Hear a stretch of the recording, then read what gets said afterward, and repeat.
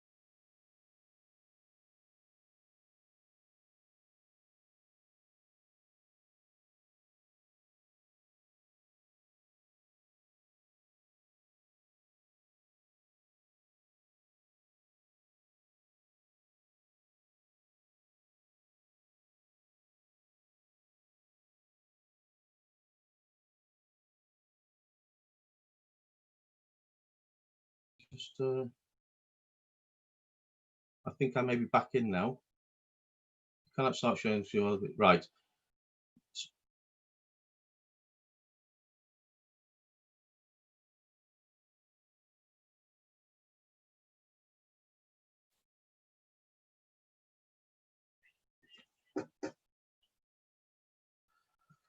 Right, hello everybody. Welcome me back. I don't know what happened there. Totally lost it on the system somewhere. So I don't know how much you saw of the start of that, but I'll start again just in case it went from the start. I think I was talking to myself for about 5 slides. Anyway, right. Suspicious activity reports. So this is the National Crime Agency estimates that the scale of money laundering within the UK is as high as hundreds of billions of pounds each year. Something that we touched on.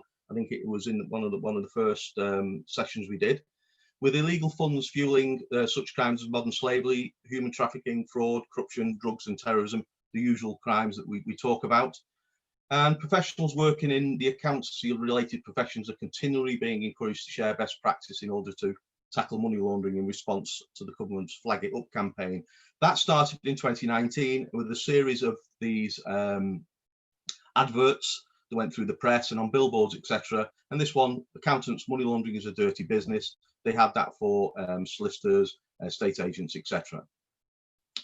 So criminals employ a range of techniques to clean their dirty money. Again, we spoke about that previously. And while money laundering isn't always obvious, the consequences to people in the regulatory sector, it can be quite severe. Even accidental involvement in money laundering, it could mean you're losing your license to practice, receiving a fine, or some sort of criminal prosecution. So it's important to know and understand what to do if you have suspicions that a client may be involved in money laundering. And it is only a suspicion. You don't have to know that they are doing it. It's just that something's just quite not right. So it's a case of, if you're suspicious, make sure that you report it. And then it protects yourself, your business, and also your reputation. So suspicious activity reports. They alert law enforcement to potential instances of money laundering and also terrorist financing, and they are a vital source of intelligence, not only to the economic crime, but to the wider range of criminal activity, providing information and intelligence from the private sector that law enforcement wouldn't normally get. And it's such an important aspect to law enforcement. And SARS can be submitted by private individuals as well. Anybody that's not covered by the regulations, if they've got suspicion or knowledge of money laundering or terrorist financing. So anybody at all, if they've got that suspicion, it is open to you to report that. So the value of SARS, what are the SARS used for?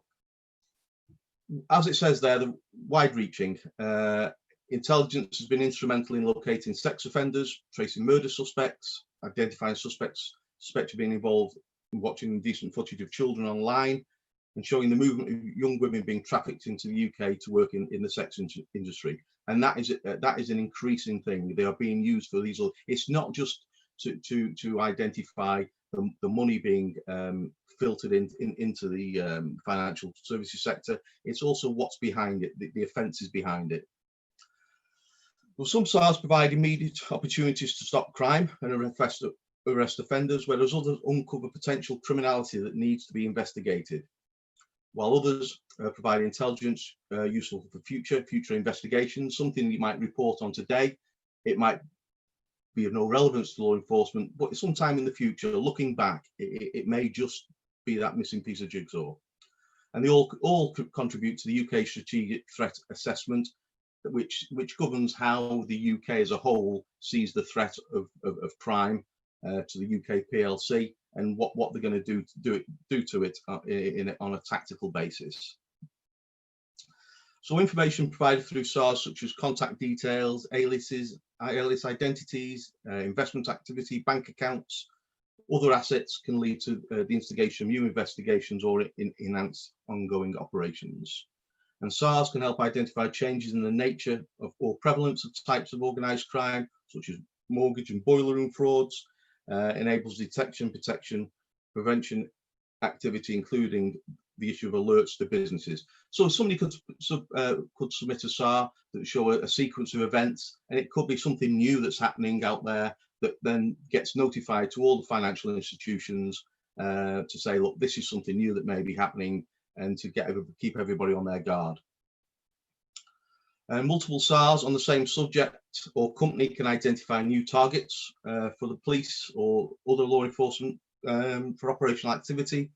It could lead to recovery of proceeds of crime and assisting in restraint orders to restrain somebody's assets so they can't sell it, restrain their bank accounts, and confiscation orders and cash seizures. SARs provide intelligence about criminal methods, contribute to the UK's understanding of crime, as said before, feeds into all these reports and strategic aims that come out of the Home Office, and they'll inform strategies to reduce the impact of crime. SARs can also help to establish a geographical picture or pattern of the vulnerability of a particular sector or product, particular area. There might be some particular offence happening in London or the northwest or the northeast, and it can be used to analyse suspicious activity before and after a specific event, such as a terrorist incident, to see where, if any, funds have been released to fund that specific incident, or any funds afterwards. So the SAR you submit could be, as I said before, that missing piece of the jigsaw.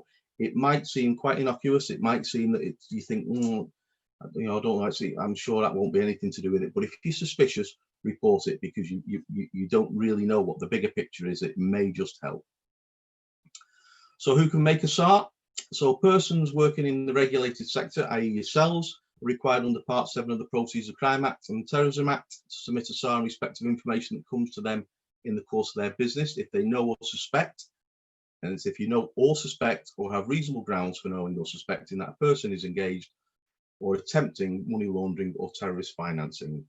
You don't have to be certain. If you just suspect it, something's not quite right. However, even if you are not in the regulated sector, as we said before, you have an obligation to submit a SAR. You may commit an offence if you have knowledge or suspicion of money laundering activity or criminal property, to do something to assist another in dealing with it, and you fail to make a SAR. So by your inactivity, you may commit an offence. So submitting a SAR protects you, your organisation, and the UK financial institutions from the risk of money laundering, proceeds of crime, and it will also identify offenders, and law enforcement then can deal with them. So how are SARs used? Well, a single SAR is often used multiple times by different users for different purposes. For example, information from the SAR may inform HMRC about taxation, local police about fraud or theft, or any other government department about an issue or weakness in a financial product. They're used across the full spectrum. And the UK Financial Intelligence Unit, who are the people that receive the SARs, they analyse the SARs to extract strategic and tactical intelligence, identify the most sensitive SARs, and send them to the appropriate organisation for investigation, whether that be a local police force, the National Crime Agency, HMRC, or any other government body, or even somewhere overseas. The remainder are made available to UK law enforcement via secure channels, with the exception of SARs in certain sensitive categories. If they're sensitive, then obviously they're dealt with in a correct manner because of their sensitivity.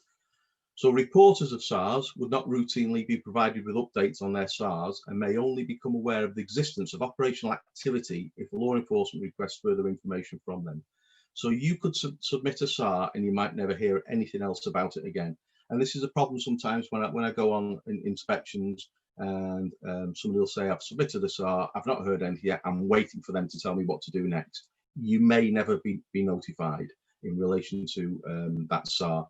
It may be that it didn't have any value for what they're doing at the moment in time, or it may be that it's something to do with the bigger picture, as I said before, and they won't tell you what's happening with that for confidentiality purposes, and until the operation's concluded. So you may not get to know, which I understand is frustrating, but unfortunately, just by the very nature of them, that's what happens. So to make a SAR, the easiest way to submit a SAR is with the secure online system. SAR Online is free and negates the need for paper-based reporting, provides an instant acknowledgement and a reference number, whereas if you submit one manually, you don't get that. And reports can be made 24/7. The process more quickly, particularly if it's a defence against money laundering is sought, which I'll come on to touch on later. It's just a case of going online, type in NCA SAR, you'll come up with a web page, and there's a secure portal on there that you register for, and you get username and password, and you submit it all online. The quality of a SAR can affect the ability to prioritize and process the report. It can also affect the relevant agency's decision or ability to investigate. So therefore, you've got to include as much detail as you can, even if to you it may seem irrelevant. There's a series of questions on there that you can answer, and something you think may not be relevant may just be relevant. So put as much information on there should you find yourself in a position where you need to submit a SAR onto there. And poor quality reporting can lead to unnecessary delays, particularly where a defence against money laundering, as I said, I'll come on to that later, and can cause face-to-face problems with your client, customer, or supplier. And on the ICB website, for those that haven't seen it, there is a submitting a SAR video tutorial that Steve Hardwick goes through all the details that you need to provide on there, with some screenshots of the process involved, which is very useful. So the Proceeds of Crime Act, requirements to report knowledge or suspicions of money laundering. And it's not just cash, but anything that derives from the crime directly or indirectly. Includes tax evasion. If you know or suspect you are dealing with criminal property and do anything with the property or facilitate somebody else's acquisition of it, you could commit money laundering offence. So if somebody's got some cash that's come from ill-gotten gains, some sort of crime, and then they purchase a property or they purchase a car, that is something that's derived directly from that criminal episode, or could be indirectly, but it's still criminal property. And these are the offences. Section 327 of the Proceeds of Crime Act, an offence to conceal, disguise, convert, transfer, or remove from the jurisdiction criminal property. It's an offence to be concerned in an arrangement that you know or suspect facilitates, by whatever means, the acquisition, retention, use, or control of criminal property by or on behalf of another. It's an offence to acquire, use, or possess criminal property yourself. And Section 330 of POCA, a person commits an offence if they are in a business in the regulated sector, yourselves, if you know or suspect or have reasonable grounds for knowing or suspecting that another person is engaged in money laundering, where the information or other matter on which your knowledge or suspicion is based, or which gives you reasonable grounds for such knowledge or suspicion, came to them in the course of a business in that regulated sector. So you've got to submit a SAR if you're suspicious. And seeking a defence against money laundering to carry out a prohibited act of money laundering. What this means, and again, there's links on this PowerPoint that you can link through and take you through to the legislation on this, is it is mainly aimed at like financial institutions, but you could find yourself in a position where somebody asks you to do something with some money, transfer some money from an account that you believe could be the proceeds of crime. And if you do that, you would commit an offence. What you can do is you can seek a defence against money laundering, where you contact the NCA via the online portal, provide all the details, and they may give you permission to continue with that transaction for the greater good of whatever they may be doing. And this happens quite a lot within the big financial institutions, where people have got money in bank accounts and they want to move it around. And there's some suggestion that money may have come from criminal activity. So if they were to move the money, they would commit a criminal offence. Whereas if they seek a defence against money laundering, they would be protected. But there is further information on that that's for those that may wish to see. And under Section 333 of the Proceeds of Crime Act, there's an offence of tipping off, where a disclosure, suspicious activity report has been made, and you disclose to any person that a report has been made which is likely to prejudice any investigation that might be conducted following this disclosure, you commit an offence. So it's about, don't let your relationships with your clients prevent you from becoming suspicious. And again, quite often when I do inspections, people will say, well, I've known them for a long time. My clients would never do that. And again, I've said this before, we have got some stated cases which we'll go through at the end of this series, where there are people that have been trusted clients of members and other people where they've been involved in money laundering. As I say, don't let your relationship with your clients cloud your judgment. If you're suspicious, irrespective of who the client is, you need to submit that suspicious activity report to protect yourself. Just a few case studies from the National Crime Agency in relation to SARs that have been submitted. This was a report. The report was made with suspicious of funds in their customer's account being the proceeds of crime, after media reports indicated that the subject had been convicted of drugs offences.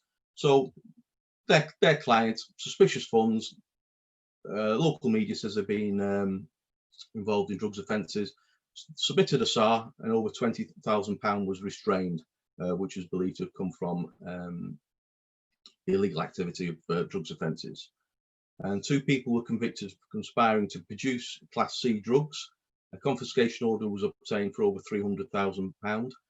Subsequent to that, a SAR assisted in a revisit to that confiscation order, which culminated in an additional order for one of the subjects to pay a further amount of £50,000 when details of a property owned were identified in the SAR. So they'd already been dealt with. Confiscation order, £30,000. When a SAR had been submitted, it found an extra £50,000.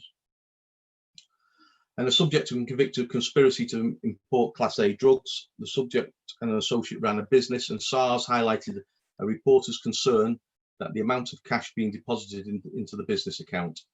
And the SAR intelligence provided a catalyst for the financial inquiries and a subsequent successful conspiracy order for over £60,000. So just by submitting that SAR for the suspicion, we recovered quite a few funds there. Now, the alternative to this would be if you hadn't submitted a SAR and the law enforcement were carrying out these investigations. And as a result of carrying out these investigations, they identified that, for argument's sake, one of those that's running a business, that they identified the bookkeeper that was involved in running the business for them. And they came and visited you as a bookkeeper and identified some transactions that the law enforcement felt were suspicious. And they asked you the question, well, did you not think that was suspicious?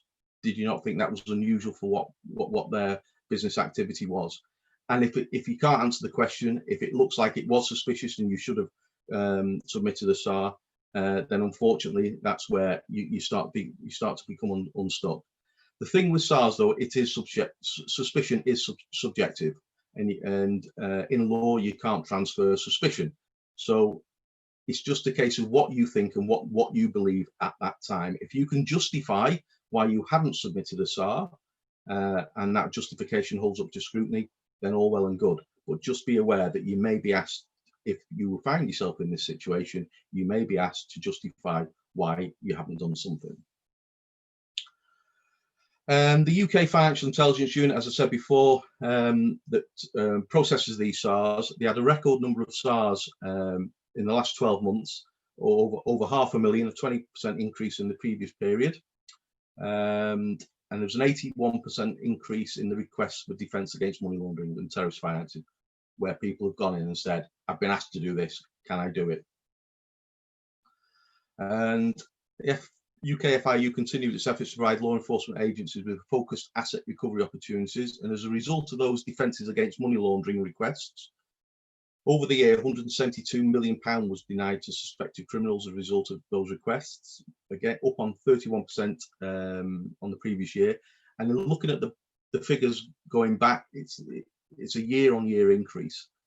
There's huge sums of money being taken off these criminals, and also assets, including property, cars, etc., and bricks and mortar. There's a link there to the National Crime Agency frequently asked questions. Some interesting questions on there, some questions that you may want answering in the future, if not now, but in the future.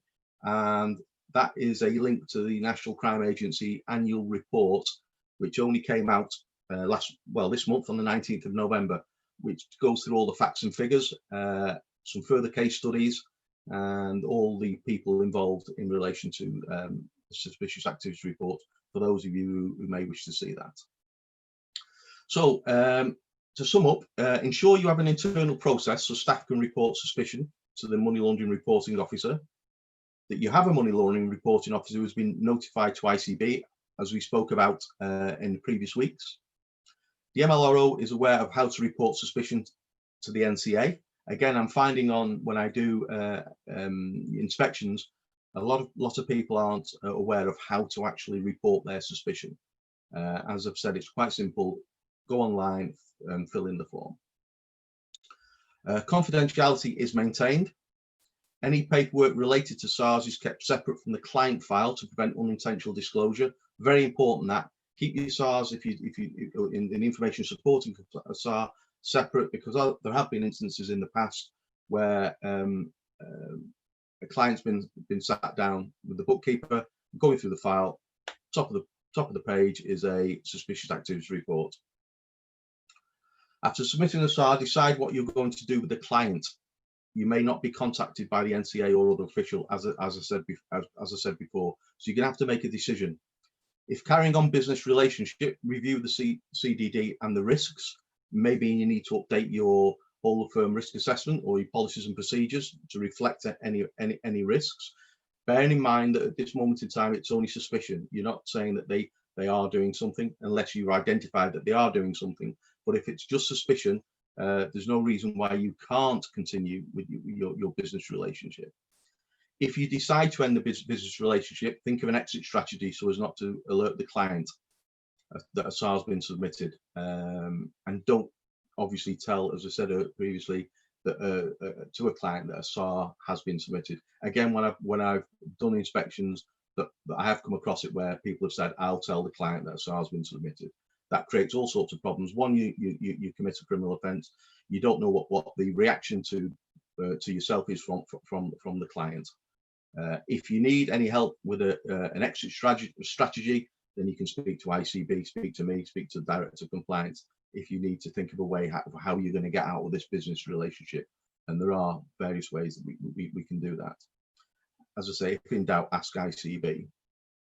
And it's all about protecting yourself, your business and your reputation. If you don't take anything else away from this today, just think about that, but protecting yourself, because you only need to fall foul of this once. And I've seen it a couple of times over the years where people have fallen foul and not submitted a SAR and they ended up without a business. It's so important. And if you need any help, can't stress enough, as I always do, speak to ICB, email me, and more than happy to speak through anything. You can speak to ICB or one of the inspectors in relation to your suspicion, and we can go through it and decide what the best course of action is. Okay, that's that for this week. If anybody's got any questions in relation to that, apologise for technical issues earlier on. It was probably something I did. I'm sure I'll be told later. Any questions now, feel free to ask, or if you want to email me like lots of you did last week, just drop me an email. More than happy. So we do have a couple questions here. Mark has asked if there are any examples of reasonable grounds that you could give us.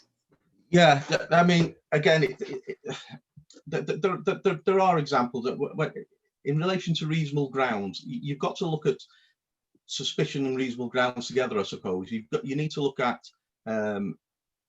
if there's a lot, like large, say a large cash sum has gone into a bank account or a client's account that isn't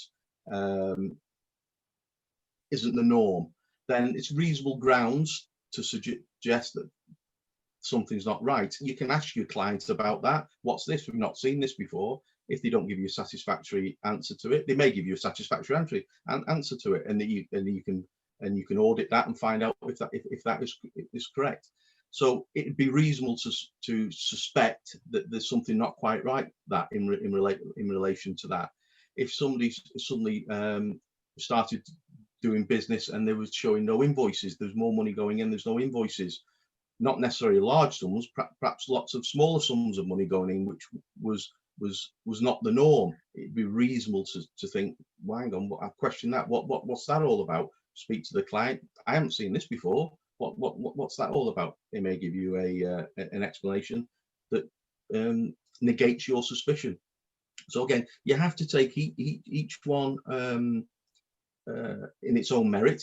Anything that happens, and again, what is reasonable to you may not seem reasonable to somebody else. So again, it's quite subjective. But and this is why you've got to know and understand your client. You've got to know what they're all about, know what their business about, know what they're about, know what the norm is. As soon as you know what the norm is, you can identify what is not normal, and therefore that will give you those reasonable grounds for your suspicion.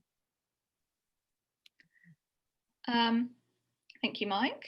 So Claire Kendall asks, if you're a sole trader and therefore the MLRO by default, I presume we don't need to notify ICB who the MLRO is. Is that correct? That's right. So ICB already aware of that you are the MLRO as a sole trader. So Margaret Clark says, Margaret Clark is asking for the links as she can't seem to access by clicking on it. Margaret, if you just leave your email, we should be able to send you all the links. Just if you can either type it in the chat, or if you can email us at member services, we can get those to you. Angela asks, what does boiler room mean? Sorry? Angela asks, what does boiler room mean? Boiler room fraud, that's where that's high pressure selling, where somebody may phone you up out of the blue and try to sell you stocks and shares, get rich quick scheme. If you buy these shares, a reduced price, etc. The name boiler room comes from, historically, they used to be carried out with teams of people in the basement of buildings, which used to be the boiler room, and then that progressed onto high pressure, as in a boiler, high pressure sales tactics. Is to try to get you to part with your money to buy shares that may not exist, or to buy shares where they say the returns are that inflated that it's impossible to get that. So it's a way of people making money from yourselves. I'm sorry, I think my computer dinged there. So sorry if everyone heard that.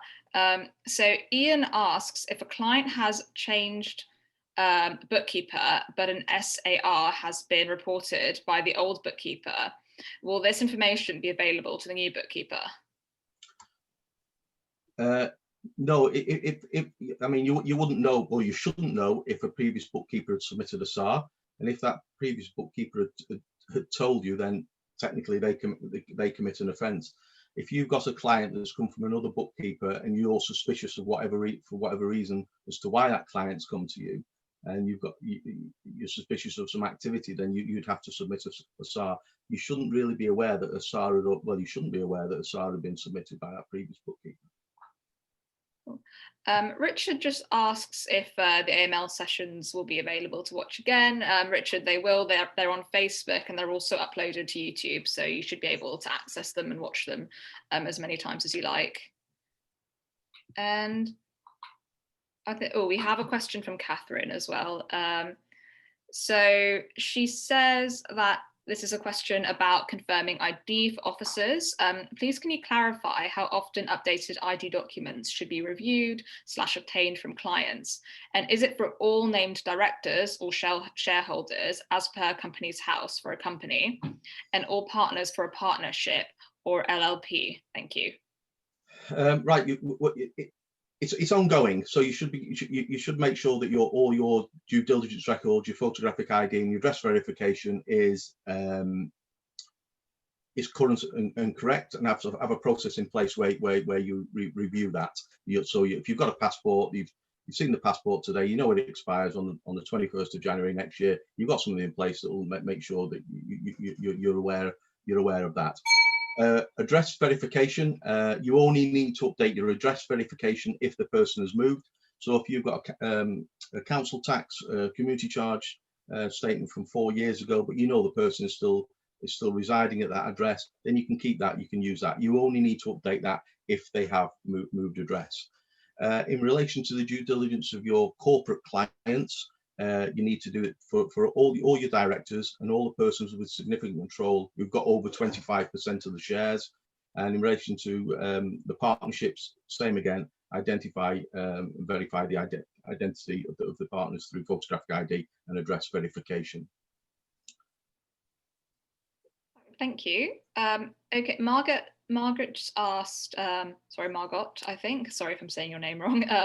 Can you please mention filing an SAR to the client's accountant, or is there a concern that they might then disclose it to the client? You shouldn't disclose it to anybody. If you've got, say, a transaction that you're looking at, you think it may be suspicious, there'd be nothing wrong with you inquiring about that transaction to the client or the joint accountant. What do you think about this?